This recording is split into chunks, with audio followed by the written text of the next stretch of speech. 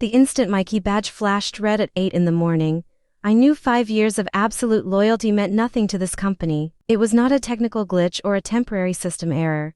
It was a cold, deliberate revocation of my entire career. Mark, the security guard who used to ask me for advice, stared at his computer monitor and refused to meet my eyes.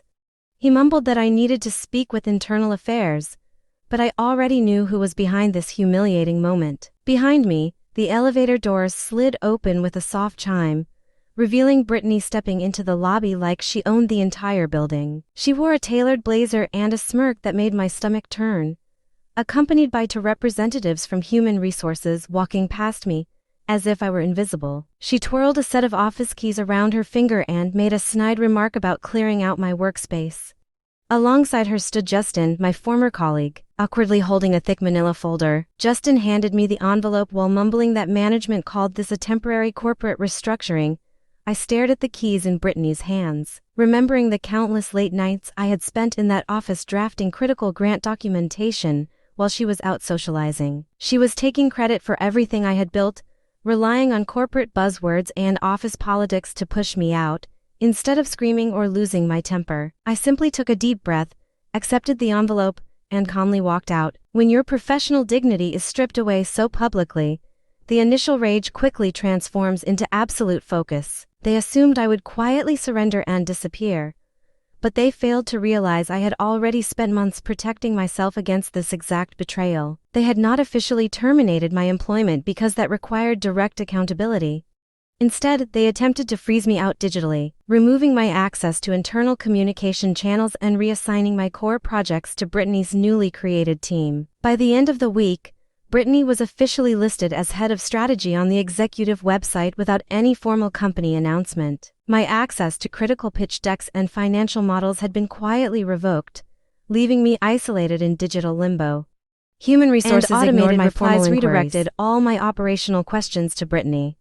Sitting in a quiet co-working desk across the street, I watched their incompetence unfold while preparing my next strategic move. 2 months prior, while reviewing our major funding agreements late at night, I had discovered a crucial provision hidden deep within Section 6 of our legal contract. The clause specifically stated that if the designated operational director was removed or reassigned without formal board approval, the entire multi-million-dollar funding grant would be immediately voided. I had carefully documented the contract, saved time-stamped copies, and secured electronic records before anyone else realized the leverage that single paragraph contained. From my parked vehicle outside the building, I placed a direct call to my legal representative and instructed her to file an immediate occupancy violation. I provided the digital badge records proving my physical access had been revoked, triggering an automated compliance review.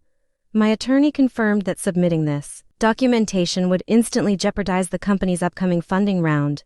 I knew the investors would receive the legal notice within hours, forcing management to confront the mess they had created. Later that afternoon, the chief executive officer convened an urgent digital meeting to manage the growing internal panic. He claimed that these organizational adjustments were standard procedure and insisted that my contributions remained valuable to the firm. Meanwhile, an urgent inquiry arrived from our primary investor, requesting immediate written confirmation regarding my official status and continued oversight of the operational suite. I chose not to respond immediately, allowing the pressure to mount on executive leadership. I spent the next 2 days working from a small rented workspace across the street, gathering every piece of digital evidence available. I archived internal chat records, email threads, and documented instances where strategic decisions were made without proper authorization. An engineer messaged me privately to confirm that management was scrambling to handle investor inquiries without my compliance records. The sadness I initially felt vanished, replaced by a sharp sense of clarity as I organized my legal files. By Thursday morning, our lead investor issued a formal notice suspending all financial disbursements pending an immediate compliance investigation. Management panicked as the executive team realized their multi-million-dollar expansion plan was collapsing due to an ignored contract clause. The chief financial officer confronted the executive board, demanding to know why no one had tracked the operational terms attached to the funding. Brittany attempted to dismiss the situation as a minor issue, completely misunderstanding the legal reality. While the executive team argued behind closed doors, I remained across the street, monitoring the situation with complete composure. Company personnel finally realized that no one else understood how to navigate the complex compliance requirements attached to our primary grant. Rumors circulated through the office as staff wondered why critical project access had been revoked so recklessly. I realized then that my presence was not just operational, but foundational to the entire corporate structure they were trying to run. On Friday morning, I submitted a sworn affidavit detailing the exact timeline of my office exclusion and badge revocation. I included digital access logs along with recorded audio from an internal call where Brittany openly mocked company protocol. My attorney delivered these materials directly to the primary investor's legal counsel, leaving no room for executive denial or corporate spin.